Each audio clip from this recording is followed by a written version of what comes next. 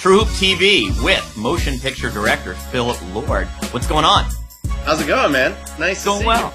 You as well. So here's the story of how Phil found his way to True TV. Any casual fan might think that you're on the show because your studio is sponsoring ESPN.com, but in fact, that's not how we know each other at all. You're a total and complete basketball geek and a longtime reader of and friend of Clipper Blog. So my first question is, what's wrong with you? I came to the Clippers maybe 10 years ago, kind of as a joke, because a bunch of friends of mine had seats, and then a friend of mine moved to New York and left his seats vacant, and we kind of, Chris Miller, my directing partner, and I, we took them as a lark, and then just fell in love with the team. And at that time, it was so fun because you expected them to lose, so it didn't bother you when they lost. And when they won, it was like they won the Super Bowl. This is totally a familiar story. People just with no intention whatsoever becoming Clipper fans, no expectations, so there's very little emotional investment. And, you know, and that's, I mean, I know more people who that is their story. It's amazing.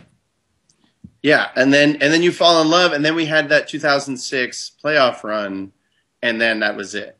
Right. And then I was in, and everybody else got families and left the little group, and I stayed fast, brought in some new people, suffered through those 20-win seasons, and now I feel like I deserve the success. Oh, the entitlement. And meanwhile, it's a really interesting time to be a Clipper fan. It certainly is.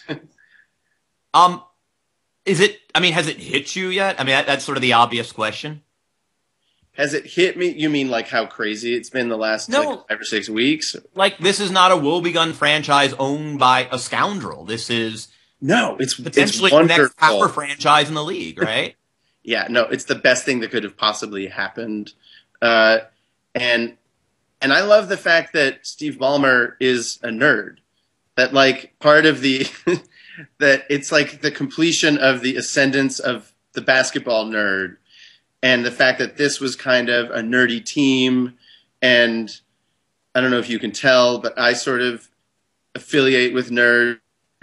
And so I feel like now there's like there's the LA Lakers, and then there's the nerdy Lakers, which are the Clippers. All right, we have one source of disagreement, which is I'm very much a fan of rebranding the team entirely. New name, colors, logo, uniforms, like the whole shebang. Right. You are of the mind that, no, they should still reside in Clipper.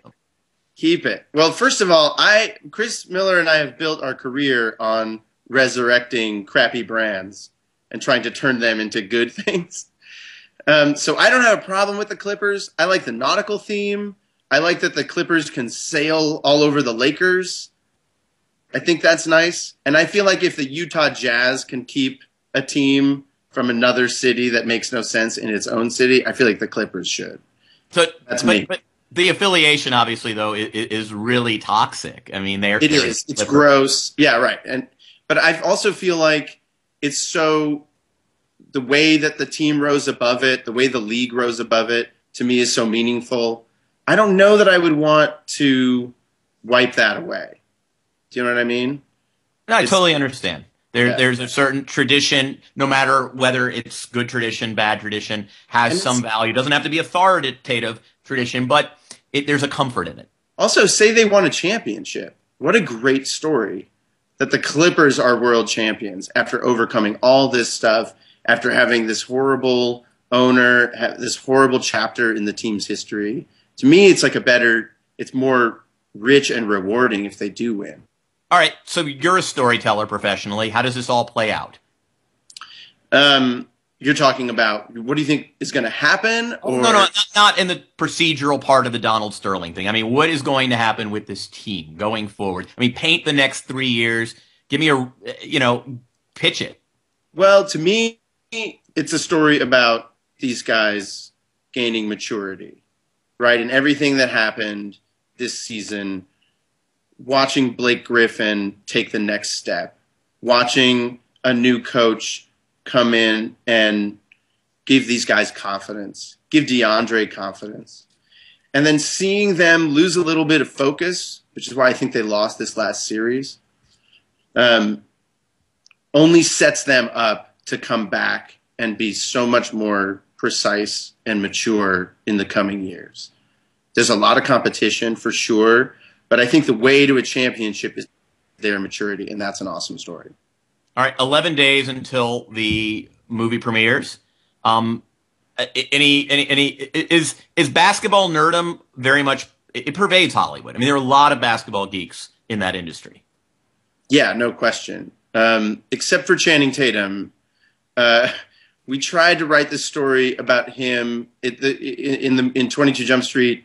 He becomes a football player in a college, a Division II college, and we tried to write it about basketball. But he said, guys, it's the one sport that I'm terrible at. He's like all thumbs. He doesn't know anything about basketball, and he was terrified about doing it. We said, that's fine. We'll make it football. But Jonah Hill's a diehard Laker fan. Diehard Laker fan. But we tried to put, so is Ice Cube, we try to put our team affinities aside in the workplace and still treat each other with respect. Yeah. Movie sets can be hectic places. So, Phil, thank you very much for joining us. May there be box office glory in your near future. Thank you, sir. And this is True Hoop TV. All right, cheers.